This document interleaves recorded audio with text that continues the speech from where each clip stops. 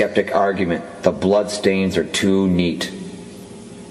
Do you think the blood stains you're looking at right now are too neat? That's type AB positive blood with bilirubin, passed over a dozen tests, acceptable evidence in any court of law. Bilirubin would be found in the blood of someone who was, for example, beat to death with a baseball bat, was suffered severe trauma, blows to the body, scourged, crucified. That is what is present in the blood on the shroud and on the headcloth in Spain. There is reference to the headcloth in the Gospel of John, and it's written like this: "And the napkin that was about his head, not lying with the linen cloth, but wrapped together in a place by itself."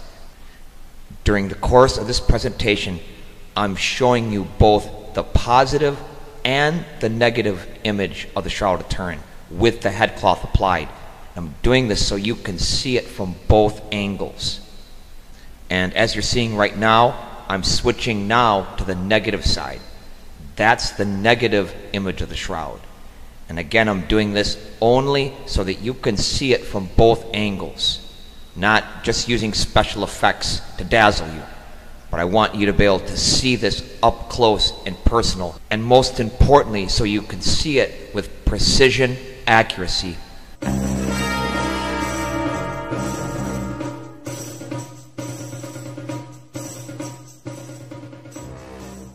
In addition to containing elevated levels of bilirubin in the blood also shares numerous other similarities. For starters, this is type AB positive blood, one of the rarest blood types in the world. It is also post-mortem blood, meaning the person that made contact with these claws was dead. There's also fresh blood, blood that was shed while the person was living, and it is not clotted or coagulated, another extremely unique property. It also contains double X chromosomes. It is consistent with what would be a virgin birth. The calculated odds that the blood on the shroud and the headcloth is a coincidental match and is not from the same person is 1 in several million at the least. Logical conclusion, the blood is from the same person.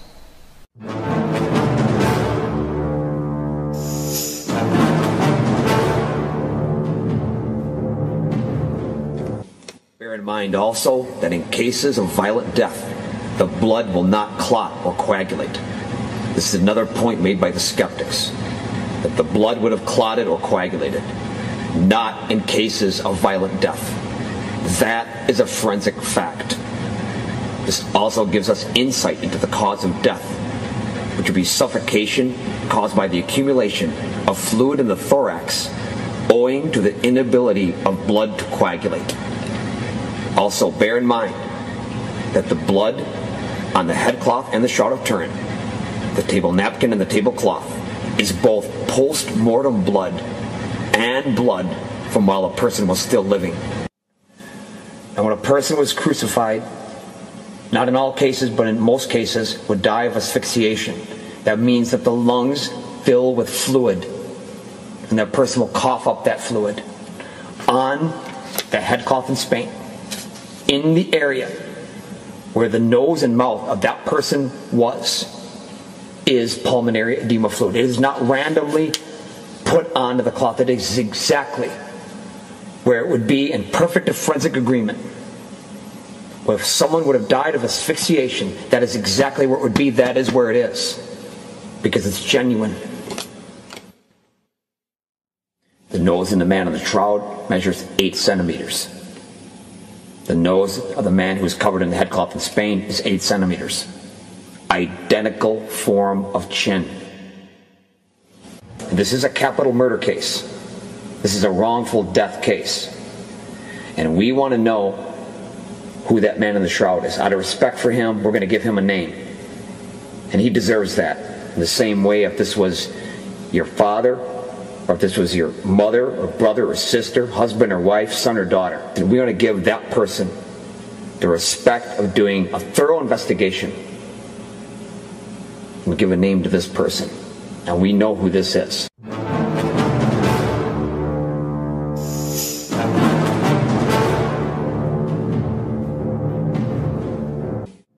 This comes from the book of Psalms.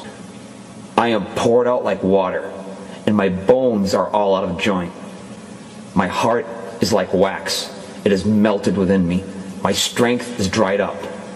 My tongue clings to my jaws.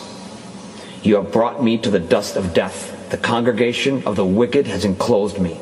They pierced my hands and feet. Forensic evidence on the Shroud of Turin. One wrist bears a large wound from piercing. Second is hidden by hand. There is a large puncture wound in the feet, as by a single spike. Pierced. They pierced my hands and feet. Streams of blood down both arms at the angle that would occur from crucifixion. The nail wound is exactly in the space of destot, which conforms exactly to how that would be done in Roman crucifixion. Now also, when you look at the image of the Shroud of Turin, and look up close, get a close-up of the hands. This is a point made by skeptics. It looks as though Jesus has very long fingers. But what that is the metacarpal bones in the hand and the fingers combined. So this image has X-ray quality. When you look at the Shroud of Turin, it has a photographic / X-ray look to it. This is an image that was not formed by the visible light aspect of the electromagnetic spectrum. This is a short wave, high frequency burst of light. Yet it is not X-ray or gamma ray, as we have eliminated those also as being possible of forming this image. The light source that is responsible for the image is not of the electromagnetic spectrum that we know of. But we do know the light source that created the image is short wavelength high frequency, meaning 750 trillion cycles per second minimum. Immediately get out of your head, camera obscura. That is the visible light aspect of the electromagnetic spectrum. Neither is it ultraviolet, X-ray, or gamma rays. They have all been eliminated as being possible of producing the Shroud image. We can only conclude that the image was formed by a light source not of this world.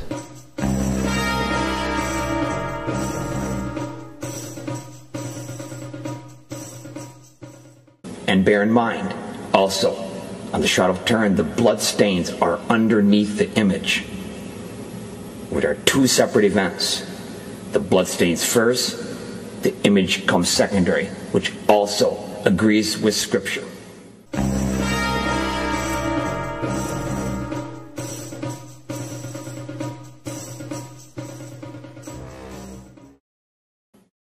Bear this in mind, blood evidence on the Shroud of Turin in a court of law, acceptable. The results of the 1988 radiocarbon dating would not be admissible in court due to the fact that they failed the X2 test, a very critical test. The X2 test reveals if there's been tampering or a inconsistency in the samples.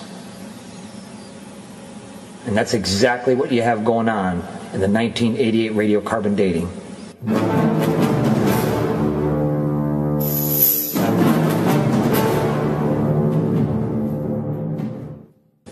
So make no mistake about it. The man in the shroud was assassinated, was executed, was brutally murdered. It was premeditated. To protect monetary wealth and position, a great deal of wealth and position. A huge lesson we can all learn from this case. Something to remember. Never underestimate what a person or group of people will do to protect their monetary wealth and position, or to increase that wealth and that position.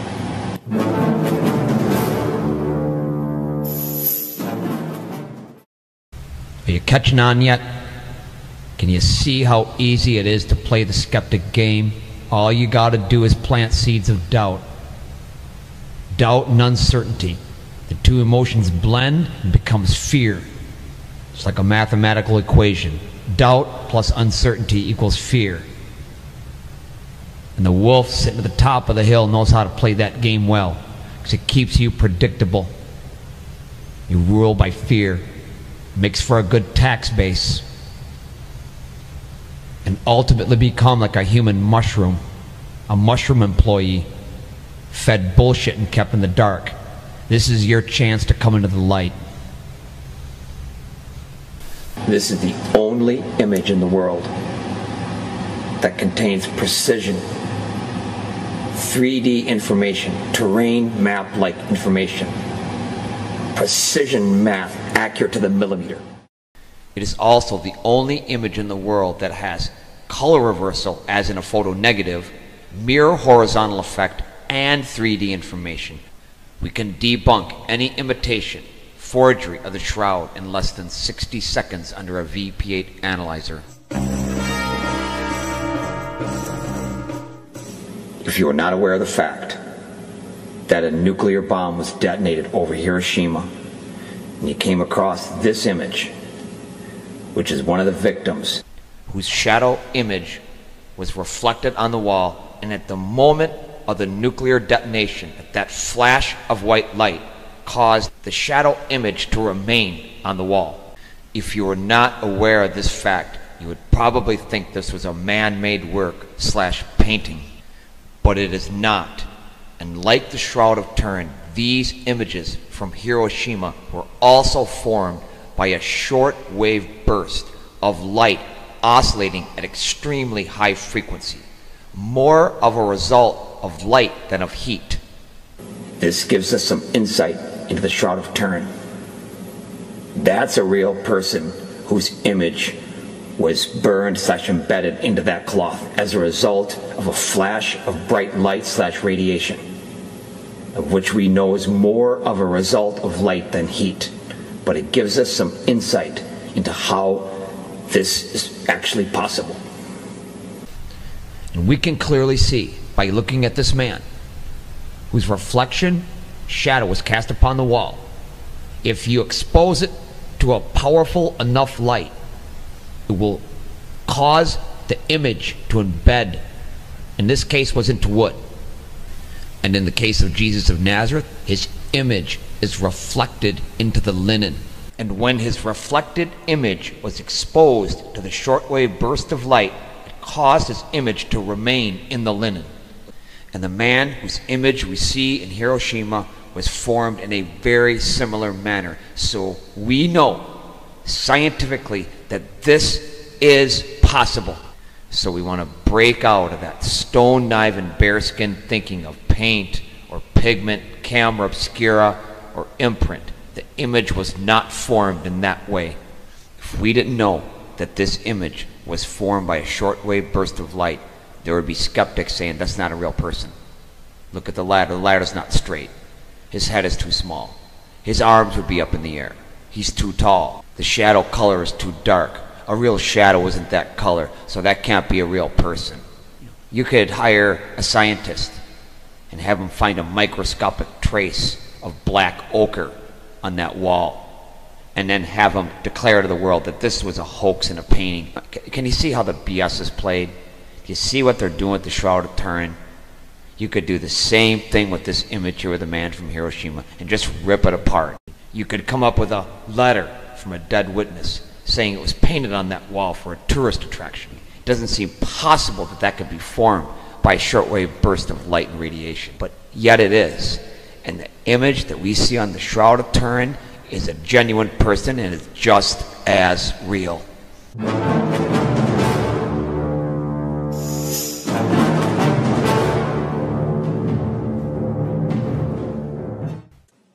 Okay, let's recap.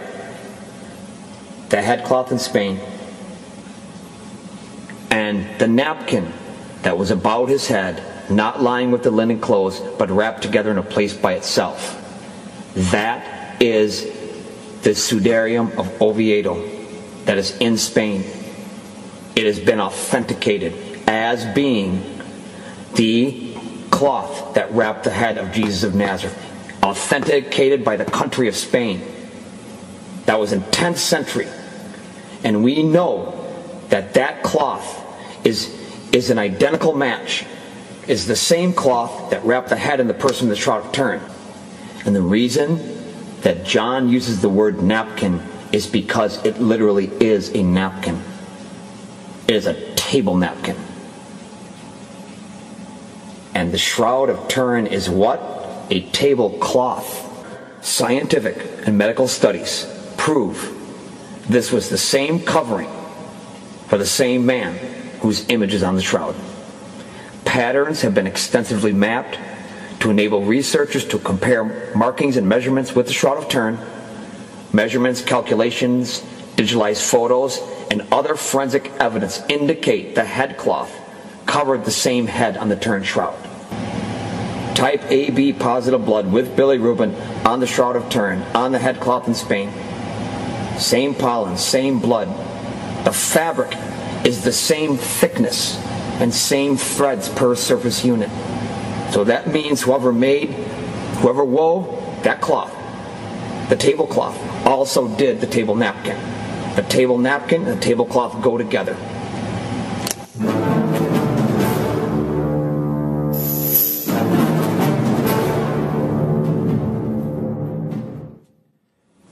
There is historical reference to the headcloth in Spain in 570 AD, 5th century, that was kept in a cave near the St. Mark Monastery.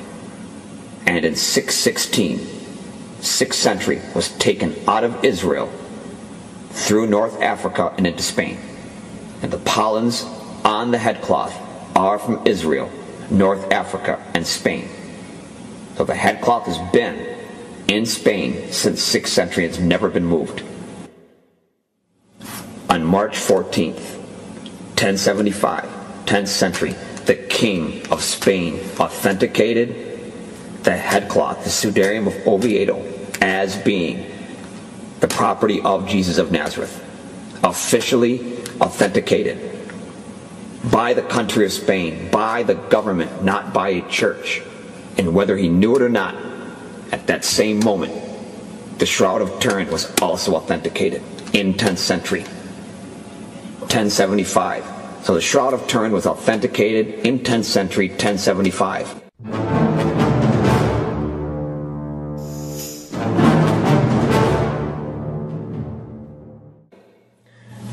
Scientists found 70 points of correlation on the front of the head of the cloth, the Sudarium of Oviedo, 70 points of correlation on the front and 50 points of correlation on the back. That is an identical match to the head area of the Shroud of Turin. 120 points that match.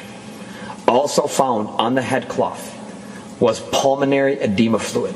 6 parts pulmonary edema fluid, and again what? Type AB positive blood. Same blood that's on the shroud. The shroud and the headcloth both have post-mortem blood and fresh blood, elevated levels of bilirubin, an absence of clotted blood, blood that follows gravity in forensic agreement with a person who is scourged and crucified. Also contains double X chromosomes, which is consistent with what would be a virgin birth. In addition to the blood similarities, there are also pollens that only bloom at the time of the Passover on both the headcloth and shroud. You can make a logical conclusion. This person died during the Passover. There are also mineral deposits found on the back of the shroud consistent with what you would find in a tomb in Israel. You can make a logical conclusion. The person wrapped in the shroud was in a tomb in Israel. I'm going to quote a final forensic fact. There is no evidence of decomposition on the Shroud of Turin. Meaning what? Meaning the person that was wrapped in that shroud was there for a very short time. No evidence of decomposition. If there would have been a dead body in that shroud for any significant time, it would have been on the cloth. It would have been in the forensic evidence. It is not there. The calculated odds that the man in the shroud is not that this is someone else other than Jesus of Nazareth, this 1 in 282 billion, if not into the trillions. Only logical conclusion. The man in the shroud is Jesus. We rest our case.